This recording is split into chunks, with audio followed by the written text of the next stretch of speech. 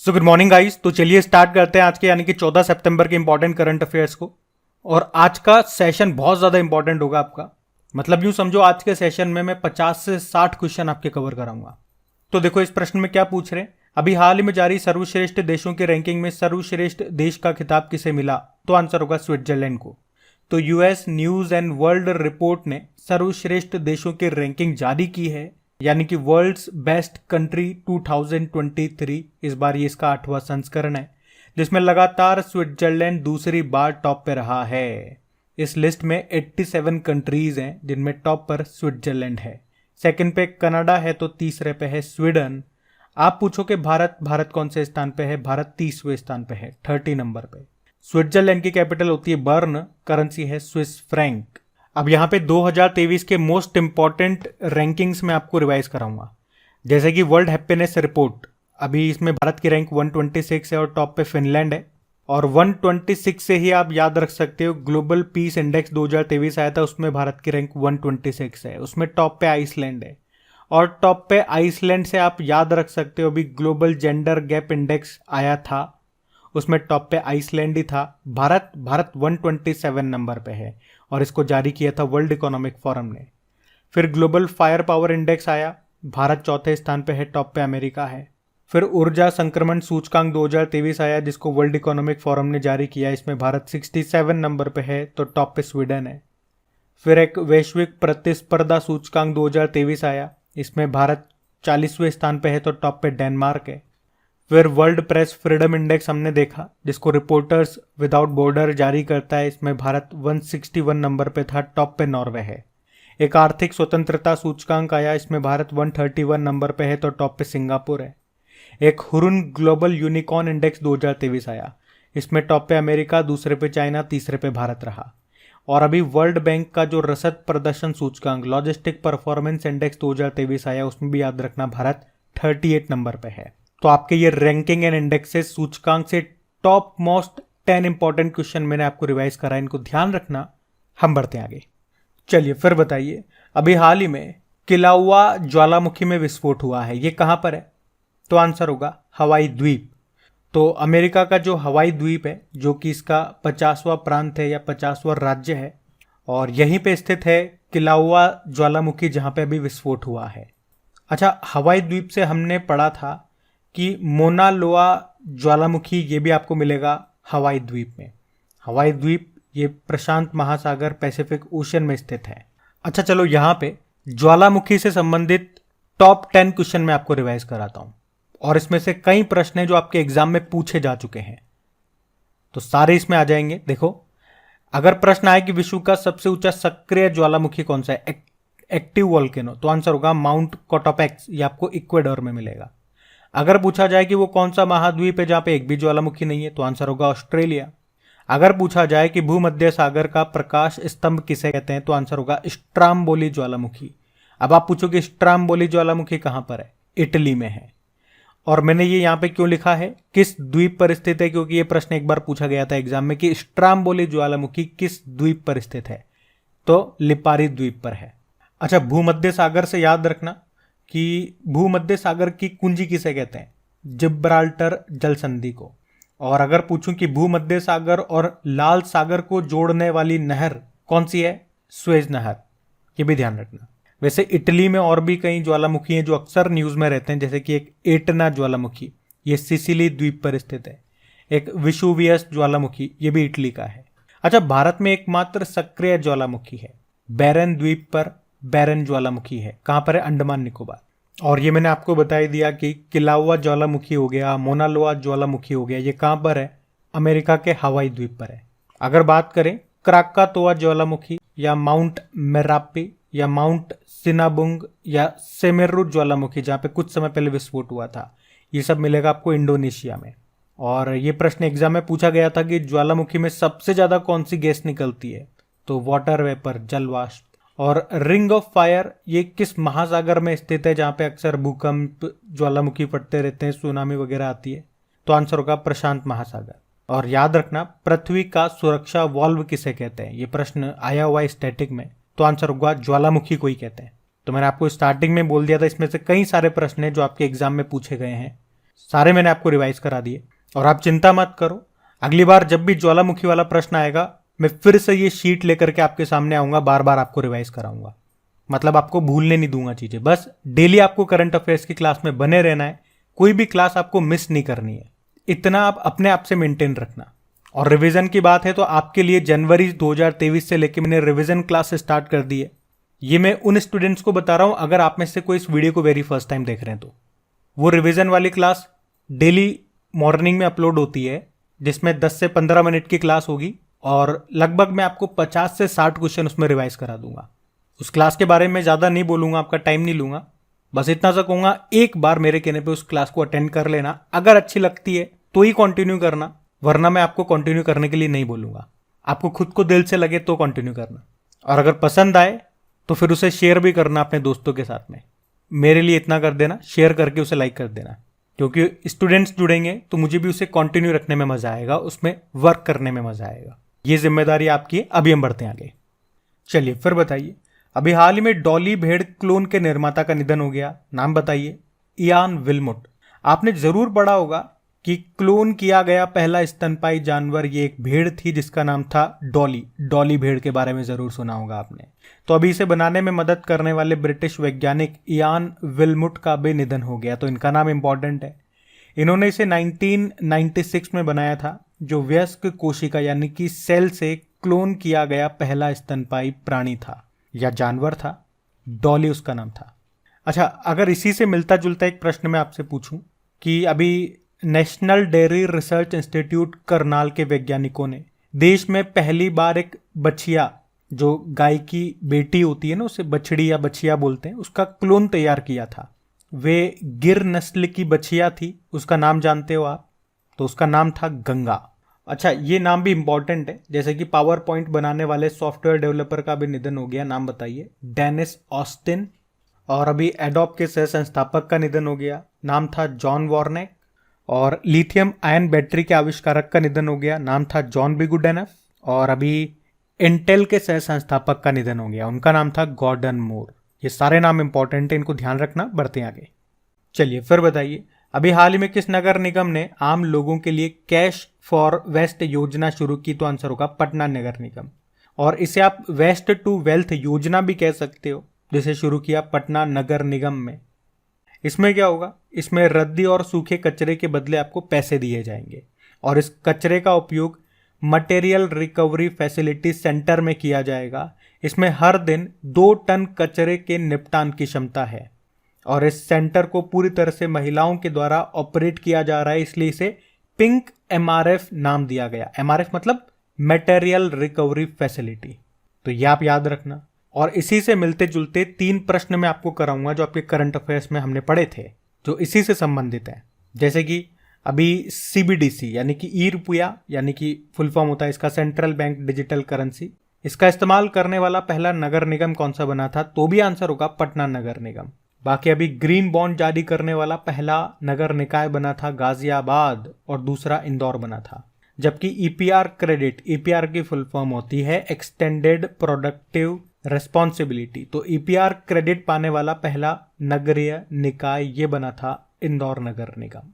तो देखो, इसी से संबंधित ये करंट अफेयर्स के आपने प्रश्न पढ़े थे, तो अगर आप भूल गए हो तो मैंने आपको याद दिला दिया। और अपने करंट अफेयर्स की यही खास बात है, जैसा प्रश्न होता है उसी से संबंधित करंट अफेयर्स में आपको रिवाइज कराता हूँ। रैंडमली कुछ भी रिवाइज नहीं कराता। ऐसा नहीं है कि अवार्ड चल रहा है तो अपॉइंटमेंट करा दूंगा, स्पोर्ट्स ले आऊंगा, निधन का ले आऊंगा। अगर ऐसा करना हो तो मेरे लिए तो और आसान हो जाएगा काम, और ज़्यादा पॉइंट्स मैं आपको रिवाइज करा सकता हूँ। लेकिन मेरे लिए क्वांटिटी नहीं, क्वालिटी ज़्यादा इंपॉर्टेंट है। अब देखो, इससे संबंधित प्रश्न मेरे को ये 3 ही मिले अभी तक, तो ये 3 ही मैं लेकर के आया। अगर रैंडमली मैं कुछ भी करा दूं, यहाँ पे आपको रिवाइज 2-4 प्रश्न स्पोर्ट्स के रख दूं, 2-4 निधन के रख दूं, 2-4 अपॉइंटमेंट्स के रख दूं, तो हर क्वेश्चन में 10-10 क्वेश्चन में आपको रिवाइज करा दूं, लेकिन उसका फायदा क्या है? तो इसीलिए मैं कहता हूं, जागो ग्राहक जागो। अभी बढ़ते हैं आगे। चलिए फिर बताइए, अभी हाल ही में भारत के सुप्रीम कोर्ट ने न्यायिक सहयोग के लिए किसके साथ समझौते ज्ञापन पर हस्ताक्षर किए? तो आंसर होगा सिंगापुर। तो अभी भारत के सुप्रीम कोर्ट और सिंगापुर के सुप्रीम कोर्ट के बीच में एक MOU, memorandum of understanding sign हुआ है। किसके लिए? न्यायिक सहयोग के लिए। आप जानते हो भारत के वर्तमान में चीफ जस्टिस ऑफ इंडिया कौन है? डीवाई चंद्रचूड़ हैं, 50वें नंबर के हैं। वहीं अगर सिंगापुर के सुप्रीम कोर्ट के चीफ जस्टिस कौन है, तो सुंदरेश मेनन है, और इनका नाम आपने ज़रूर सुना होगा। अभी हमारे सुप्रीम कोर्ट के स्थापना दिवस के मौके पर ये चीफ गेस्ट थे, भारत आए हुए थे, तब मैंने इनके नाम आपको बताया था, मैंने कहा था ध्यान रखना इनका नाम। अच्छा, यहाँ पे सुप्रीम कोर्ट से इंपॉर्टेंट पॉइंट्स मैं आपको यहाँ पे रिवाइज कराऊंगा, तो ध्यान से सुनते जाना। स्टार्टिंग से बात करें तो हमारे संविधान के किस अनुच्छेद आर्टिकल में इसके बारे में है, तो 124 से लेके 147 तक भाग 5 में, और 1930 एक्ट के द्वारा फेडरल कोर्ट की स्थापना होती है। उसके बाद 28 जनवरी 1950 को सुप्रीम कोर्ट ने अपना कार्य करना शुरू कर दिया, और इसके स्थापना के समय एक चीफ जस्टिस थे और 7 अन्य न्यायाधीश थे। और पहले चीफ जस्टिस ऑफ इंडिया कौन थे, तो हीरालाल जेकानिया थे, आप सभी को याद है। आप जानते हो सुप्रीम कोर्ट एक अभिलेख न्यायालय है, कोर्ट ऑफ रिकॉर्ड है, और ये बात कौन से आर्टिकल में कही गई है, 129 अनुच्छेद 129। और बताओ कौन से आर्टिकल में ये बात कही गई है कि प्रेसिडेंट जो है ये सुप्रीम कोर्ट से परामर्श ले सकते हैं, तो आंसर होगा 143। और सुप्रीम कोर्ट ये किस आर्टिकल के तहत रिट जारी करता है, आर्टिकल 32, और आर्टिकल 32 को कॉन्स्टिट्यूशन ऑफ रेमेडीज भी बोला जाता है। और वहीं अगर हाई कोर्ट की बात करें तो हाई कोर्ट किस अनुच्छेद के तहत रिट जारी कर सकता है, तो आर्टिकल 226। और जो सुप्रीम कोर्ट है ये अपने निर्णय पर पुनर्विचार कर सकता है, किस आर्टिकल में कहा गया, 137। अच्छा, चीफ जस्टिस ऑफ इंडिया को कौन शपथ दिलाता है, तो प्रेसिडेंट। और सुप्रीम कोर्ट के न्यायाधीश को हटाने का अधिकार किसके पास है, पार्लियामेंट, संसद। वहां पे अगर बहुमत आता है तो फिर राष्ट्रपति हटा सकते हैं। अच्छा, ये बताओ ऐसे एकमात्र व्यक्ति कौन थे जो भारत के कार्यवाहक राष्ट्रपति भी रहे, उपराष्ट्रपति भी रहे और चीफ जस्टिस ऑफ इंडिया भी रहे, तो आंसर होगा मोहम्मद हिदायतुल्ला। अभी ई प्रवेश पास के लिए कौन सा पोर्टल लॉन्च किया गया था, तो सुस्वागतम पोर्टल। और चीफ जस्टिस ऑफ इंडिया है DY चंद्रचूड़, इन्होंने ई निरीक्षण सॉफ्टवेयर लॉन्च किया था जो अदालत के फैसलों को 4 भाषाओं में अनुवादित कर सके, और वो 4 भाषाएं कौन कौन सी है, हिंदी, गुजराती, उड़िया और तमिल। अभी सुप्रीम कोर्ट ने ही फास्टर पोर्टल लॉन्च किया था और सुपेस पोर्टल भी लॉन्च किया था। तो लगभग इस प्रश्न में 15-16 पॉइंट मैंने आपको रिवाइज करा दिए, इनको ध्यान रखना। बढ़ते हैं आगे। फिर बताइए, अभी हाल ही में दक्षिण दक्षिण सहयोग के लिए संयुक्त राष्ट्र दिवस कब मनाया गया, तो आंसर होगा 12 सितंबर को। तो संयुक्त राष्ट्र ये हर साल 12 सितंबर को दक्षिण दक्षिण सहयोग के लिए अंतर्राष्ट्रीय दिवस यानी कि international day for south south cooperation के रूप में मनाता है। और ये दिन दक्षिण देशों के द्वारा हाल ही के वर्षों में किए गए आर्थिक, सामाजिक और राजनीतिक विकास को चिन्हित करने के लिए मनाया जाता है। देखो, सितंबर में कुछ इंपॉर्टेंट डेज की बात करें तो 2 सितंबर को विश्व नारियल दिवस था, 5 सितंबर को इंटरनेशनल चैरिटी डे, 8 सितंबर को इंटरनेशनल लिटरेसी डे और 8 सितंबर को ही विश्व फिजियोथेरेपी दिवस। अभी 9 सितंबर को वर्ल्ड इलेक्ट्रिक व्हीकल डे और हिमालय दिवस भी था। 10 सितंबर को विश्व आत्महत्या रोकथाम दिवस था और 11 सितंबर को राष्ट्रीय वन शहीद दिवस मनाया। वैसे पूरे सितंबर महीने को पोषण माह के रूप में मना रहे, इस बार 6वें नंबर का है। और पोषण सप्ताह पूछेंगे तो 1 से लेकर 7 सितंबर तक, तो ध्यान रखना, ये पॉइंट्स भी बढ़ते हैं आगे। चलिए फिर बताइए, अभी हाल ही में नेस्कॉम के उपाध्यक्ष के रूप में किसे नियुक्त किया गया, तो आंसर होगा सिंधु गंगाधरन को। तो सिंधु गंगाधरन जो कि SAP लैब्स इंडिया में CMD के पद पर कार्यरत हैं और अभी उन्हीं को नेस्कॉम का उपाध्यक्ष बनाया गया है।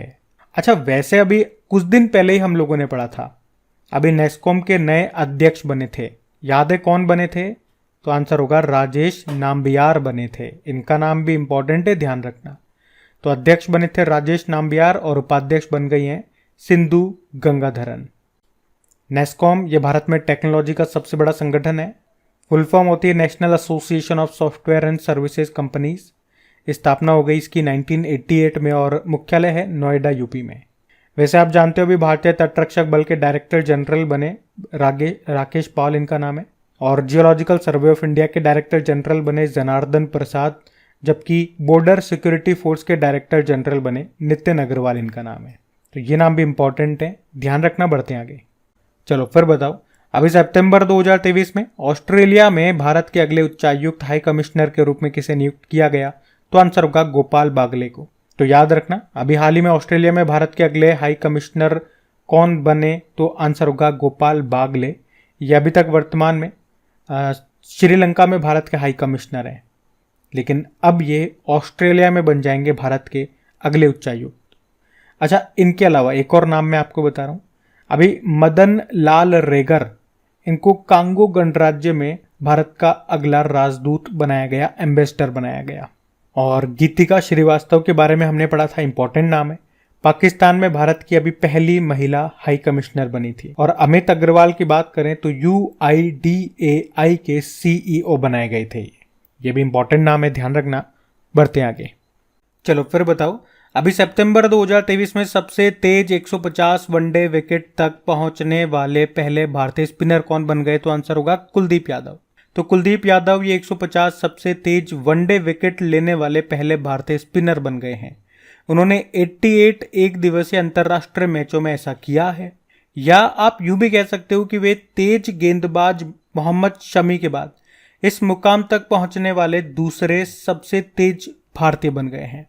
मोहम्मद शमी की बात करें, उन्होंने 80 मैचों में 150 विकेट लिए थे, जबकि कुलदीप यादव ने 150 वनडे विकेट लेने के लिए कितने मैच खेले? 88। और अगर आप पूरी दुनिया में पूछोगे तो कुलदीप यादव ये 150 ODI विकेट लेने वाले चौथे सबसे तेज स्पिनर हैं। चलो फिर बताओ। अभी हाल ही में फूड एग्रीकल्चर ऑर्गेनाइजेशन ने किसानों के अधिकारों पर पहली वैश्विक संगोष्ठी का आयोजन ये कहाँ पे किया? तो आंसर होगा भारत में। तो अभी फूड एग्रीकल्चर ऑर्गेनाइजेशन और हमारे जो कृषि मंत्रालय, जिसके मंत्री कौन है? नरेंद्र सिंह तोमर।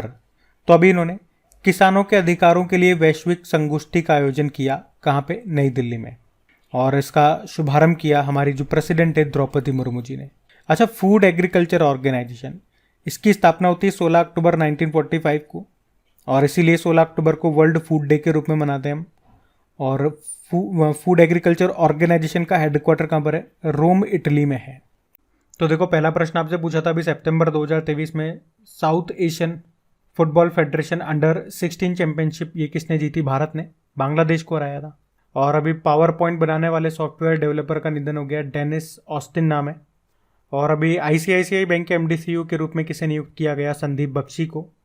और अभी India middle east Europe mega economic corridor में कौन सा देश शामिल नहीं है? रशिया। और शांति स्वरूप भटनागर पुरस्कार 2022 से कितने लोगों को सम्मानित किया जाएगा? 12। और अभी वर्ल्ड रेसलिंग चैंपियनशिप 2023 का आयोजन ये कहाँ पे किया गया? बेलग्रेड में, सर्बिया की कैपिटल है। और बताओ, अभी हाल ही में कौन सा देश अंतर्राष्ट्रीय जैव ईंधन गठबंधन का नेतृत्व कर रहा है? तो आंसर होगा भारत। और अभी टाटा स्टील लिमिटेड के MD CEO फिर से बन गए हैं TV नरेंद्रन। और अभी राष्ट्रीय वन शहीद दिवस मनाया 11 सितंबर को। और अभी फीबा विश्व कप 2023 का खिताब जीता किसने? जर्मनी ने। किसे हराया? सर्बिया को। फीबा मतलब इंटरनेशनल बास्केटबॉल फेडरेशन। और एक बार फिर से याद दिला दूं, अभी भी आपने वीडियो को लाइक नहीं करा तो लाइक कर दो और शेयर जरूर कर देना अपने दोस्तों के साथ में। चलो अभी कल का होमवर्क प्रश्न देखते हैं और सेशन एंड करते हैं। तो कल के वीडियो में आपसे पूछा था अभी विश्व श्रम दिवस मनाया गया, तो आंसर होगा 1 मई को। आप सभी ने प्रश्न का बिल्कुल सही उत्तर दिया। अब ये रहा आज का आपका होमवर्क प्रश्न।